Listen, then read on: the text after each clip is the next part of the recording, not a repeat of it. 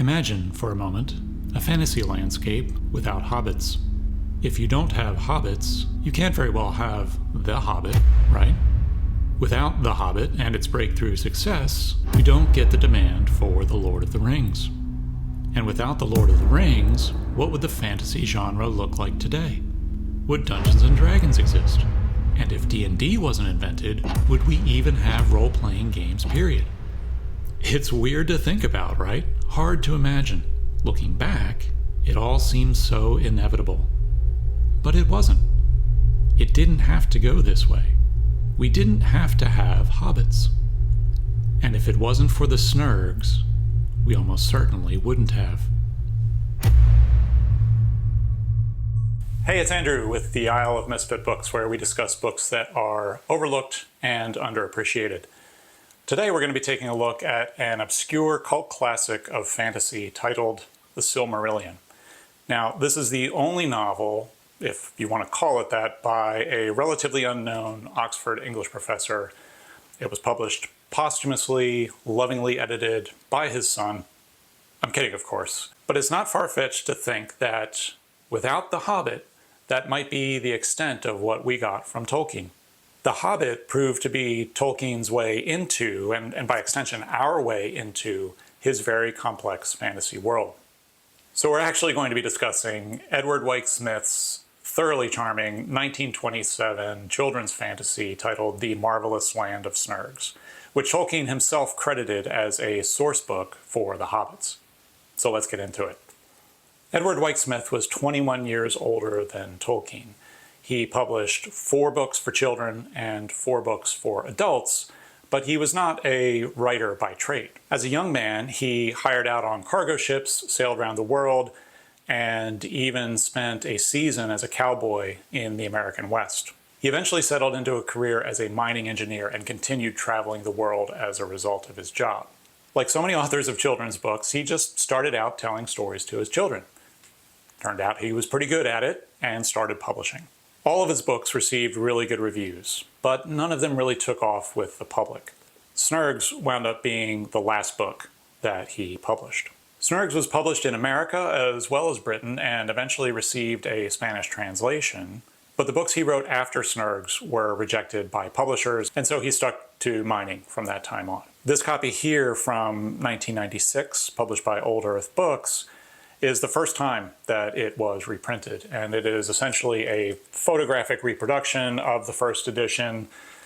It does add a 2-page map, which is very nice, but that was not in the first edition. That was drawn by his daughter many years later. So this is a very nice reprint from 1996 of that 1927 first edition. Wyke-Smith died in 1935, 2 years before The Hobbit was published. Now, Snergs very much fits into the mold of children's lit of that time, along the lines of Edith Nesbit or Kenneth Grahame or A.A. Milne. Humorous tales of children or animals going on adventures accompanied by line illustrations.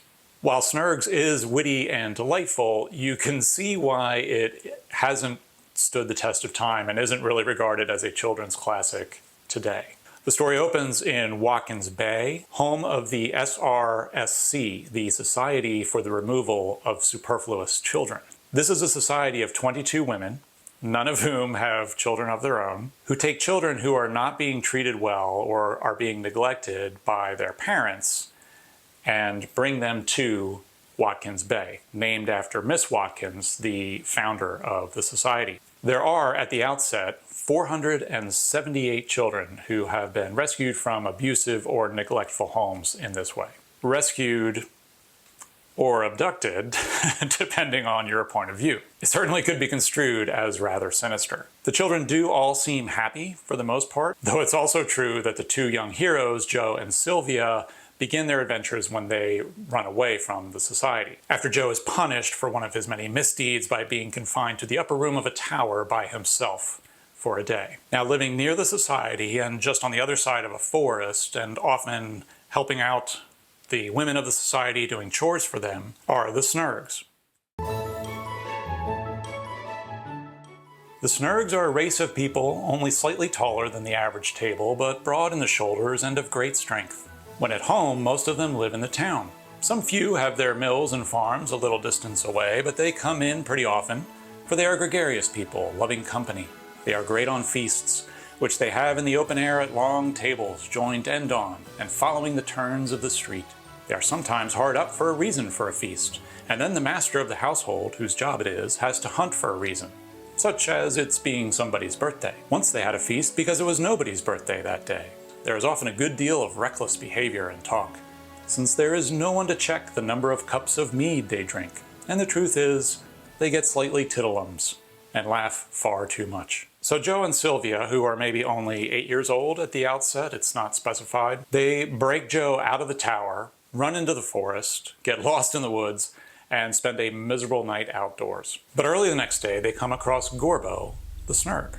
Gorbo was a well-known, utterly irresponsible Snerg who occasionally came over to Watkins Bay to do a job of work, and who was quite celebrated for his habit of doing it very badly, and getting tired of it almost at once and wandering off again. He was of average size for a Snerg and fairly young, possibly 250, and though good-natured to excess, he had little intelligence of the useful kind. Gorbo's great. He certainly steals all the scenes, and he has a lot of the best lines. At one point, dejected after getting them even more lost, he says, "I've done it this time," he said. "So the old woman was right after all." "Which old woman?" asked Joe. "An old woman who told my mother that she would only have one son and that he would be the biggest fool among the Snergs." "Then it isn't your fault," said Joe to comfort him, "if it was all settled before you were born."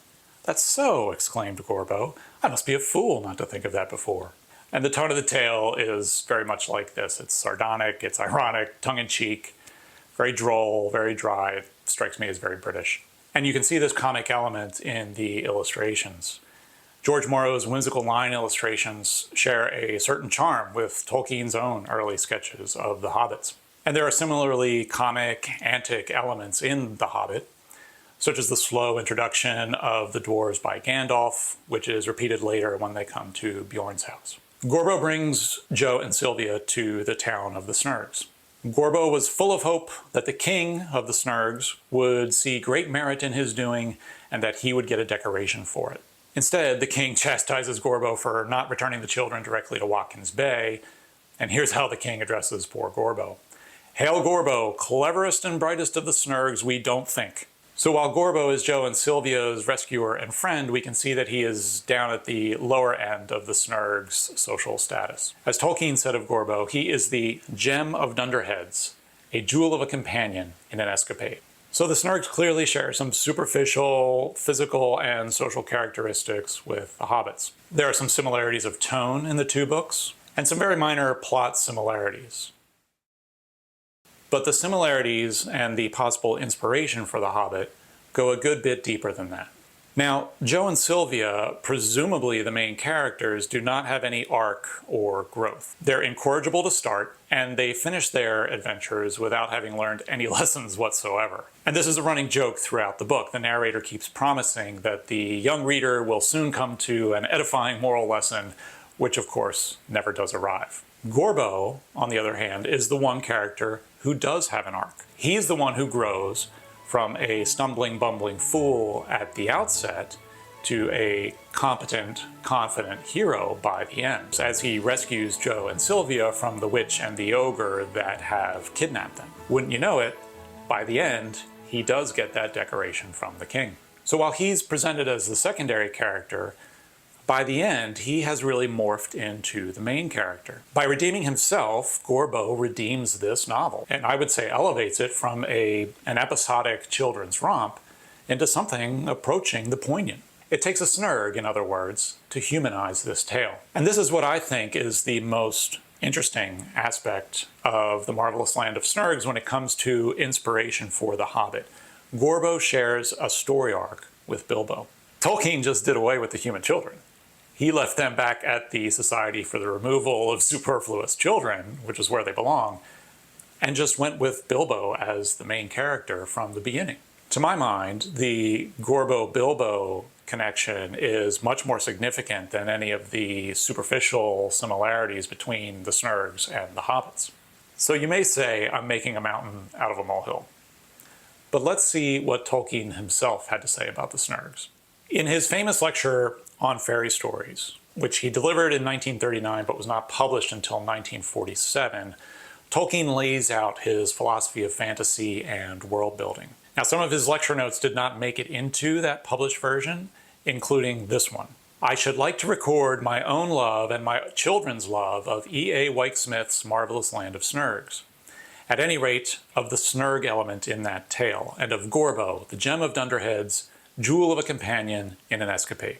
He also notes, very correctly, I do not think the name Snerg happily invented. Leave it to Tolkien, master of languages, to come up with an infinitely more appropriate name for the Hobbits. Now, keep in mind that while The Hobbit was published in 1937, Tolkien largely wrote it in the years 1930 to 1932 as a tale to read to and enjoy with his children. At a time when John was from 12 to 14, Michael 10 to 12, and Christopher 6 to 8. Priscilla was just born. In other words, he was vying for his three sons' attention with other published books accompanied by illustrations and such. All three boys would have been just the right age for the Snergs to really tickle their funny bones, but also their adventure bones. Tolkien would have witnessed firsthand the success of this non-human character, Gorbo. He would have seen it on his sons' faces. He would have heard it in their laughter. Michael even wrote some of his own stories with Snerg-inspired characters. But now let's turn to what I consider the most important piece of evidence. In the summer of 1955, Tolkien wrote a letter to W.H. Auden, and this is one of the most famous and often quoted letters by Tolkien. For good reason. He wasn't writing to Auden as a friend or even as an admirer. He was writing to Auden because Auden was going to be going on to the BBC to talk about Tolkien, The Hobbit, and The Lord of the Rings. Volume 3 of The Lord of the Rings, The Return of the King, was due to be published that fall. Tolkien's letter is giving Auden the context and the history of his writing of The Hobbit and The Lord of the Rings. In other words, the master of myth-making is delivering the literary creation story of The Hobbit. And he writes, "On a blank leaf I scrawled, in a hole in the ground there lived a hobbit. I did not and do not know why. I did nothing about it for a long time, and for some years I got no further than the production of Thor's map. But it became The Hobbit in the early 1930s and was eventually published, not because of my own children's enthusiasm, though they liked it well enough." And here he has an asterisk that takes you to a footnote, and that footnote reads, "Not any better, I think, than The Marvellous Land of Snergs, Wyke-Smith, Ernest Benn, 1927. Seeing the date, I should say that this was probably an unconscious source book, ! For the Hobbits, not of anything else." I'm not sure if this is the first time that he tells this story of the first line of The Hobbit coming to him in this sort of magical way, but it's definitely a story he went on to tell many times after this. I'm not saying this isn't how it happened, but this is part of the myth of the genesis of The Hobbit. And I think it's key that in this same letter, as a footnote to this paragraph, he mentions the Snergs. As a professor, he's very aware of the power of precedence in addition to the power of myth. And while he says that this was probably unconscious, by the time that he's writing this, some 25 years later, it's clearly conscious. He's definitely aware of the similarities. And he's clarifying that the Snergs probably unconsciously influenced the creation of the Hobbits, but not anything to do with the plot or with the broader world of Middle-earth. That much is obviously true, as he'd been working on the tales that would go on to become the Silmarillion for at least a decade before Snergs was even published. But while he's acknowledging the importance of the Snergs when it comes to the Hobbits, I think he's also downplaying their importance a little bit. Because without the Hobbits, you don't have The Hobbit. And without the breakthrough success of The Hobbit, you don't have a publisher demanding a sequel, forcing him to sit down and figure out The Lord of the Rings. Now, what if Tolkien hadn't hit on the Hobbits? He still would have wanted to tell his children a story. He still had this entire fantasy world playing out and developing and growing in his head. He might have cast a gnome or a fairy or an elf or a dwarf in that central role, but he probably would have done what 99.9% of other parents do when they're telling their children a story, or what 99% of children's authors did at that time when telling stories. They cast a child in the role of the hero, a young boy or a young girl, or both, as Wyke-Smith does in The Marvellous Land of Snergs, as Tolkien's friend C.S. Lewis does in his Chronicles of Narnia. And while that obviously works very well and is still done on a regular basis, that does keep that story grounded in the realm of children's literature. The innovation of The Hobbit is that here you have this other race that has childlike qualities, diminutive stature, lesser strength, a certain innocence and awkwardness, while still being older, still being 11-1, still being an adult representative of that community. Not counting anthropomorphized animals like you would have in The Wind of the Willows, is Bilbo the first non-human fantasy race protagonist in a fantasy story? I don't know. I'm hoping that maybe one of you out there can come up with one that's earlier. Regardless, I would argue that it is this innovation of The Hobbit that gave this children's book its breakout crossover appeal. The invention of The Hobbit is what separates Tolkien's fantasy from your more run-of-the-mill children's fantasies of the time. And then the success of The Hobbit demanded a sequel. So 17, 18 years later, when Tolkien finally does continue the tale of the Hobbits and blends that world into the much larger world of Middle-earth that has been growing and developing in his mind all this time, and elevates the stakes and elevates the themes and removes the comic elements, now all of a sudden you have a fantasy that is very much for adults rather than strictly for children. The Hobbit, then, is the bridge that pulls fantasy from the secret garden of children's literature into the broader world of literature with a capital L. Bilbo, the character, is what allows this bridge to be built. And without the Snergs, specifically without Gorbo, Tolkien might not quite have gotten to Bilbo. Oh, Bilbo, buddy, my guy, I hate to put all this on your shoulders, on your tiny, tiny shoulders. You've already got so much to bear, what with the ring and all, and you've already gone so far on those hairy, hairy feet, walking all the way there just to turn around and come back again. But let's face it, without your considerable pluck and your self-deprecating charm, we don't get your master's master demanding a sequel, forcing him to sit down and consolidate his Númenórean noodlings into a manuscript for publication. You're the bridge, little fella, that brings fantasy from the twee realm of children's lit into this mega multi-billion-dollar entertainment conglomerate that we know today. Go on, then. There you go. What a lad. But let's not forget, Tolkien was a master at taking elements like these from stories that he loved and refining them, shaping them into something wholly original. Every great work of literature builds on works that have come before, and Tolkien, ever the professor, was fully aware of this, and he acknowledged his debts publicly. Sure, Snergs had a hand in building the Hobbit archetype, but Tolkien's genius shines forth in what he did with it. The Hobbit became a symbol of courage, innocence lost, and growth.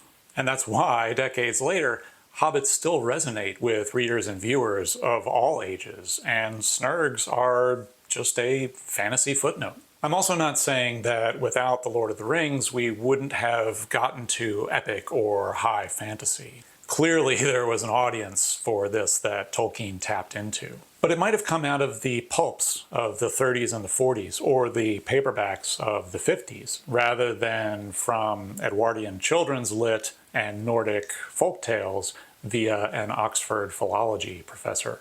And maybe we got that more pulpy American strain of high fantasy as well with Star Wars.